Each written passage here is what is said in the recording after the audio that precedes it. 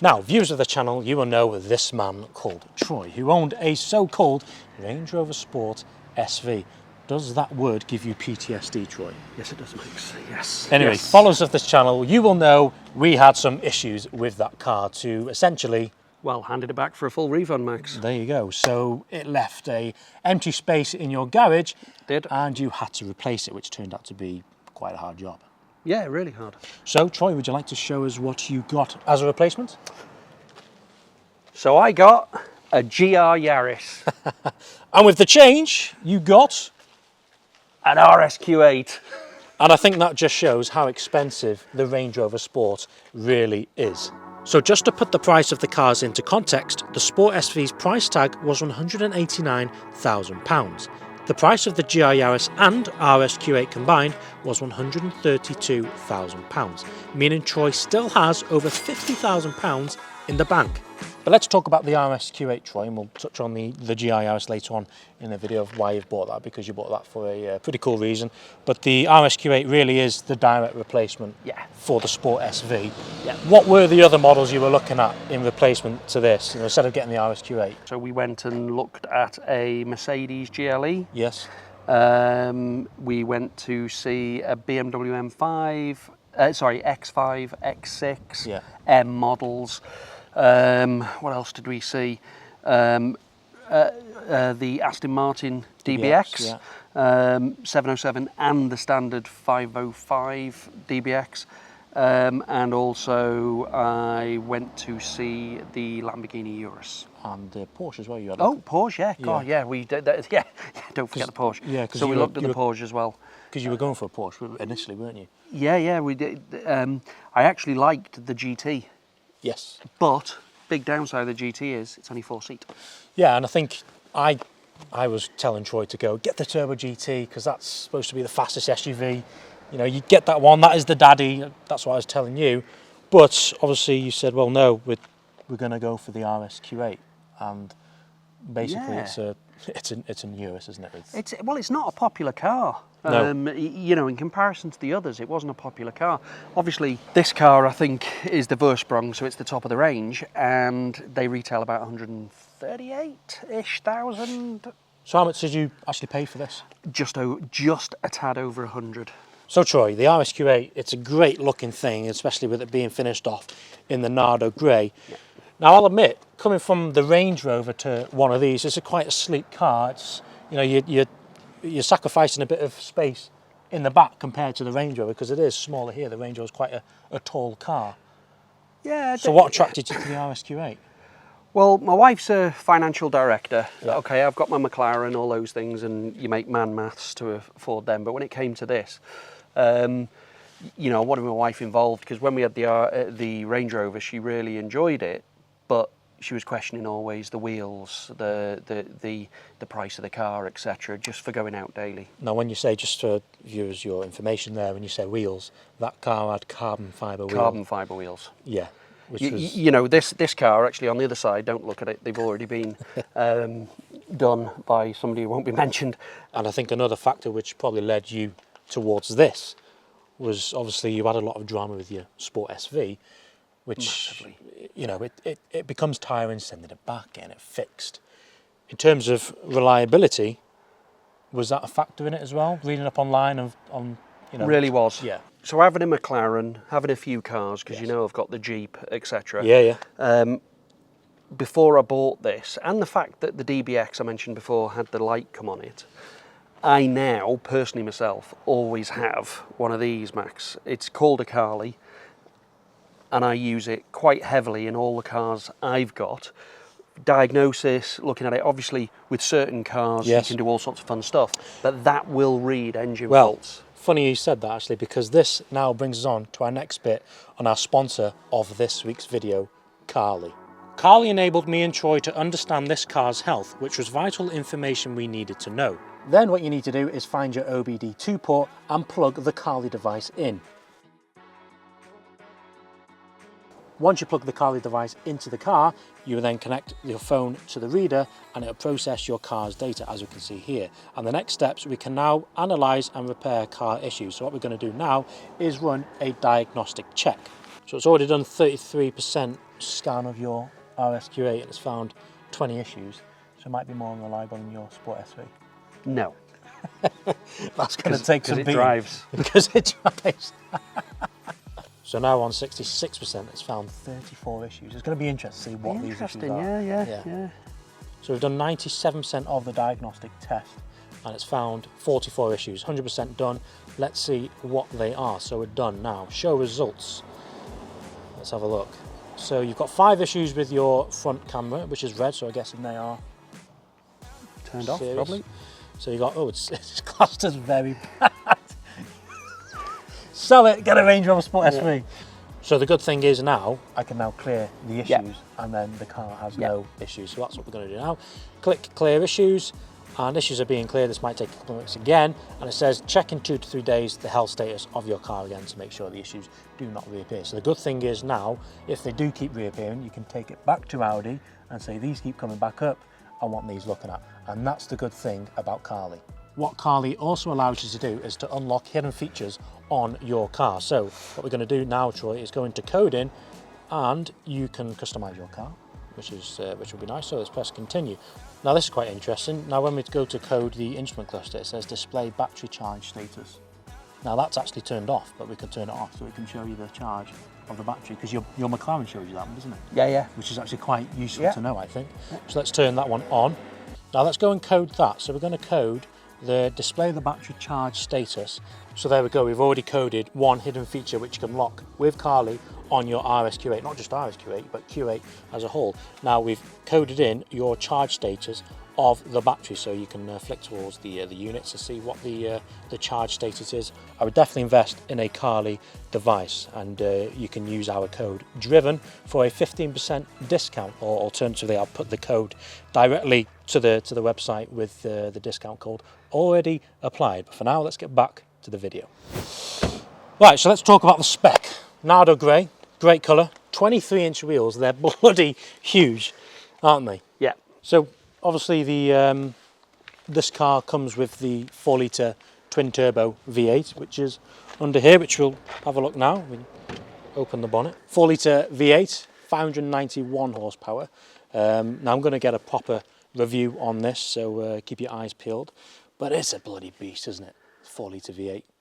It is. How does it compare against the M5? Well, I say the M5 V8, the Range Rover. The Range Rover V8. Well, I'm going to leave it to your review, Max, because I can honestly say, It's hot. having been Range Rover for a long time, move into this RSQ8, there's not a lot of them around. But the features that are on it, I would say almost everything is on this car. And when I put the foot down, I honestly feel this car's quicker. But you're going to have to do the review on we'll it find out. And let me know. Because the fastest I got in my review of the SV 0 to 60 was a 3.44, I think, which is seriously quick for what it is.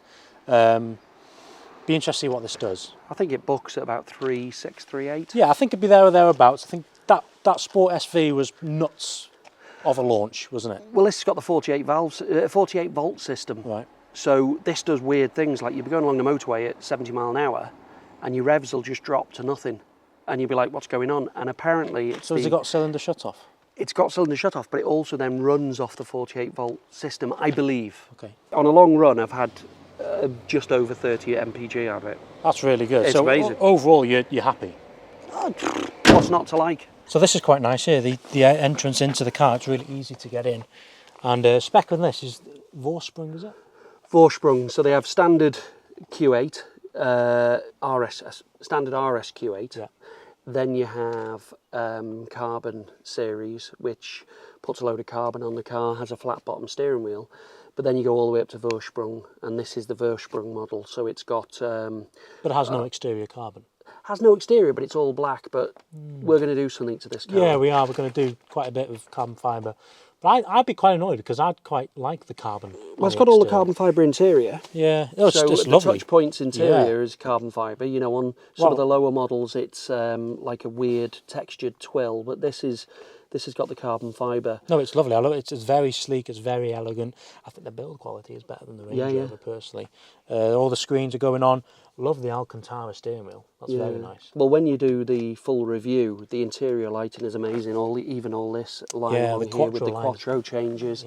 Yeah. Depending on your driving style, the interior can change, you know, to make it more aggressive. It's just really good. You know, the Vorsprung comes with the red diamond stitching, or red stitching on the inside. It's just all round, does everything the SV does, and that was my biggest surprise. It has all the technology and more. Okay, it doesn't have the body and soul seats, but they were a gimmick, like the old M5 seats that used to move. Before we sign off, there's one thing I want to know, if it has a soft limiter. So it's got self-closed doors, isn't it? Soft close. Soft close. Yeah. Take a bit of time, but they do close. Now let's start it up.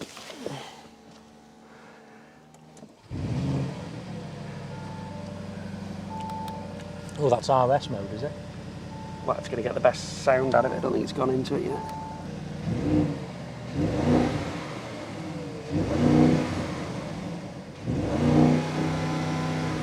Big softy. Yeah, 4,000 RPM. Still sounds good, but I'm sure you'll be able to map that out if you do decide to map it. So that's the RSQ8. We're going to get some more information and loads more videos on this car. But shall we go and have a look at your GR Yaris to see why you've bought that? Yeah. He loves this car. The Range Rover SV was due to go back. Well, they accepted taking it back on a Friday. Yeah. The following week we had the Driven Plus private track day. Track day. Yeah. So I handed the car back on the Friday. On the Monday morning, weather wasn't looking great. It was going to be slightly damp, and my son had come home at the time from university, and I'd forgotten that I'd said to him he could have a go of my SV because he wasn't keen on driving the McLaren. He's only 19, Rightly so. I can understand it. Yeah. And I said, well, we'll go with the Range Rover and take that round Anglesey. It was a very wet day. That was gone, so that was gone. So my son was due to come with us on the Thursday to the track day. Yes. And around about Wednesday, I went, I haven't got a car for him to have a go of. Yeah. And I was just by chance driving through Chester, and I saw this up for sale. Literally drove into the dealership? The dealership that had hold of it, and literally 45 minutes later, I was driving it out of the dealership. Fully bought, paid for, and we had a thoroughly enjoyable day at the track day. Arguably. And we also I left the keys in it for people to go and have a go in, and it came back as a brilliant car for the track. 4-wheel drive, circuit pack. Arguably the best car for that day because of the weather conditions. I'm sure some people in M2s but if it's 4-wheel drive, it was very wet. You could have much more fun in this. This does have a race box on it, so this has got 40 brake and 40 pounds worth of torque, more than a standard one. Which is quite a substantial amount. Yeah. Oh, yeah. Yeah. So this is running about 307, 308 brake horsepower. My 750S is 40 brake horsepower, rear wheel drive. At the end of the day, my son ended up driving more of the McLaren purely because it was automatic, and that car knew what it was doing, and he actually found that. So the funny thing is, I found myself driving this more, and he was driving the McLaren more. Yeah, because there's one more thing to think about, isn't One more thing to think about, and the Yeah. McLaren, as you're going into corners, it would change the gears for you if you didn't want to be in the manual Well, box. funny you said that. The new ones of these are You can get automatic. automatic, yeah. And I would seriously contemplate doing it. My only problem is, this car, you're talking 32,500 brand new. Yeah. I was lucky with this. It was 22 plate, but it had 1,200 miles. The previous good. owner had done nothing in it. So it's practically a new car when I picked it up. It's done probably another 4,000 miles since then on the car. My son drives it quite a lot at 19. What do you think of it? Mega. Amazing. Mega car. Mega car. I've actually done a proper review on a GR Yaris. So if you want to watch my review on a GR Yaris, click on the pop-up banner. But I think it would be silly not to get some more content on this as well, because these well, we're going to do, you know, we know a few of these that look stunning when you do a bit of work to them. 100%. I think we are going to put some various bits. We're going to do a little bit of modification to this car just to make it a little bit more exciting. Has it had an exhaust or anything? Nope. Other than the flaps, the race box, they did something with the mirror. They've put a few bits into inside, but ultimately it is a standard car just with the extra 40 brake. looks... But it's got the circuit pack, so it's the best one to have with the dual diffs, etc. So, but it's just fun. In the next few weeks, you're going to see a lot of the RSQ8. So click that subscribe button if you're interested. Leave a like on the video. Thank you, Troy, for showing us No problem. the toys you've replaced it with, and we'll see you soon. Thank you and goodbye.